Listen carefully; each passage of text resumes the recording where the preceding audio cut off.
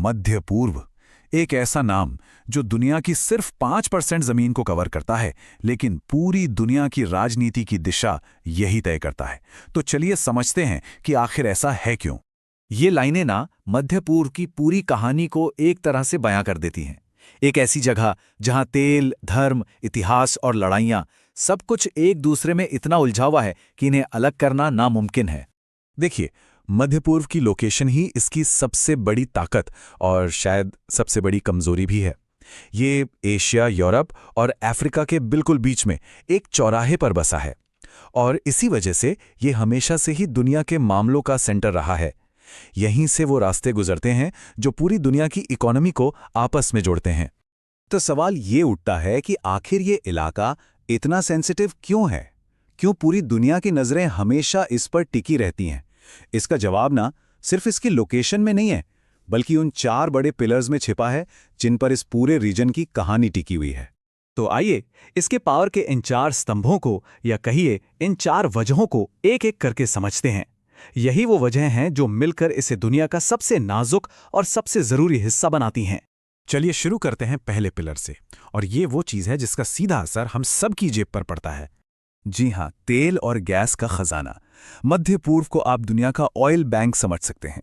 Saudi अरब, Iran, Iraq, ये वो देश हैं जो तय करते हैं कि दुनिया में एनर्जी की सप्लाई कैसी रहेगी।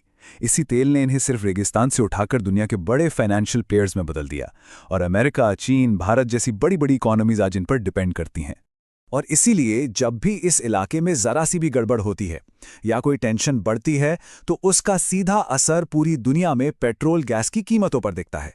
मतलब यहां का एक छोटा सा झगड़ा पूरी दुनिया के लिए एक बड़ा आर्थिक संकट बन सकता है। अच्छा, अब आते हैं दूसरे पिलर पर, और ये तेल से भी कहीं ज्यादा पुराना और इमोशनली कहीं ज्यादा पावरफुल है। ये इलाका दुनिया के 3 सबसे बड़े धर्मों, यहूदी, ईसाई और इस्लाम की जन्मभूमि है। इसलिए यहाँ की लड़ाइयाँ सिर्फ जमीन के टुकड़ों के लिए नहीं होती। ये अरबों लोगों के विश्वास, उनकी आस्था और उनकी पहचान से जुड़ी होती हैं। अब तीसरे पिलर की तरफ चलते हैं। ये देखते हैं कि ये रीजन कैसे पूरी दुनिया के व्यापार की लाइफलाइन को कंट्रोल करता है। ये है स्ट्रेट ऑफ हॉर्मुज़, बस एक पतला सा समुद्री रास्ता, लेकिन ये दुनिया की एनर्जी सप्लाई के लिए एक नस की तरह है, एक बेहद जरूरी चोक पॉइंट। दुनिया का लगभग 20% तेल, सोचिए, हर 5 में से 1 बैरल तेल इसी पतले से रास्ते से होकर गुजरता है।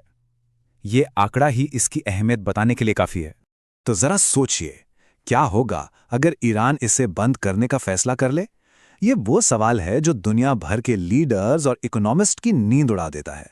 क्योंकि अगर ये रास्ता बंद हुआ तो पूरी दुनिया में ऐसा एनर्जी संकट आएगा जिसकी हम शायद कल्पना भी नहीं कर सकते। और सिर्फ हॉर्मुज़ ही नहीं, यहीं पर स्वेज कैनाल भी है, जो एशिया और यूरोप के बीच व्यापार का सबसे तेज, सबसे छोटा रास्ता है। हॉर्मुज़ दुनिया की तेल की नस है, तो स्वेज दुनिया के व्यापार की। इन दोनों में से किसी एक में भी रुकावट आ जाए तो मतलब है कि पूरी दुनिया की सप्लाई चेन ठप और इकोनॉमी में जबरदस्त उथल-पुथल। और अब बात करते हैं चौथे और आखिरी पिलर की। ये वो चीज है जो इस पूरे इलाके को एक ग्लोबल चेस बोर्ड, एक शतरंज की बिसात बना देती है। मध्य पूर्व सिर्फ यहाँ के देशों की आपसी लड़ाई का मैदान नहीं है। अमेरिका, रूस, चीन, दुनिया की सारी बड़ी महाशक्तियां यहाँ अपना अपना गेम खेल रही हैं। अमेरिका अपने दोस्त इजराइल और तेल की सप्लाई को बचाने के लिए यहाँ मौजूद है। रूस सीरिया के जरिए अपना दबदबा बढ़ाना चाहता है, और चीन के लिए ये अपने व्यापार को चलाने और बढ़ाने की जगह है। तो अब जब हम ये 4 पिलर्स समझ चुके हैं, तो चलिए देखते हैं कि इस शतरंज की बिसात पर आज के सबसे बड़े खिलाड़ी यानी ईरान, इजराइल, ये सब कहाँ खड़े हैं। सबसे पहले ईरान। जैसा कि हम देख सकते हैं, स्ट्रेट ऑफ हॉर्मुज़ के ठीक बगल में इसकी लोकेशन है, और यही लोकेशन इसे एक जबरदस्त ताकत देती है, दुनिया की तेल सप्लाई को कंट्रोल करने की ताकत, और यही चीज इसे एक बहुत ही पावरफुल प्लेयर बनाती है। अब दूसरी तरफ है इजराइल। भूमध्य सागर पर इसकी मौजूदगी, इसकी बेहद ताकतवर सेना और साथ में अमेरिका का मजबूत सपोर्ट, ये सब मिलकर इसे इस रीजन की एक बड़ी स्ट्रेटेजिक पावर बना देते हैं। और फिर इन दोनों के बीच में है लेबनान। ये इजराइल का पड़ोसी है, और यहीं पर ईरान का सपोर्ट वाला ग्रुप हिजबुल्लाह भी बहुत मजबूत है। इसी वजह से लेबनान अक्सर ईरान और इजराइल के बीच की लड़ाई का मैदान बन जाता है, जिसे प्रॉक्सी वॉर कहते हैं। मतलब लड़ाई ईरान और इजराइल की है, लेकिन लड़ी लेबनान की जमीन पर जाती है। तो चलिए अब इन सारी कड़ियों को जोड़ते हैं और समझते हैं कि आखिर पूरी तस्वीर क्या है, क्यों पूरी दुनिया की सांसें यहां होने वाली हर हलचल पर अटकी रहती हैं।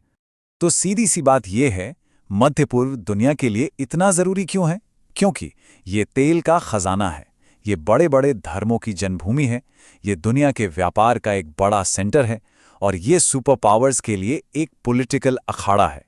और बस यही वजह है कि जब ईरान, इजराइल और लेबनान जैसे देशों के बीच कोई झगड़ा होता है तो वो सिर्फ एक लोकल खबर नहीं रहती, वो एक ग्लोबल कहानी बन जाती है। यहां जब एक चिंगारी सुलगती है तो उसकी गूंज पूरी दुनिया में सुनाई देती है। लेकिन रुकिए, कहानी अभी खत्म नहीं हुई है। शायद ये जानकर हैरानी होगी कि ईरान और इजराइल कभी बहुत करीबी दोस्त हुआ करते थे। तो अगले हिस्से में हम इसी हैरान कर देने वाले इतिहास को खंगालेंगे और जानेंगे एक ऐसे प्राचीन राजा के फैसले के बारे में जिसने हमेशा के लिए सब कुछ बदल कर रख दिया।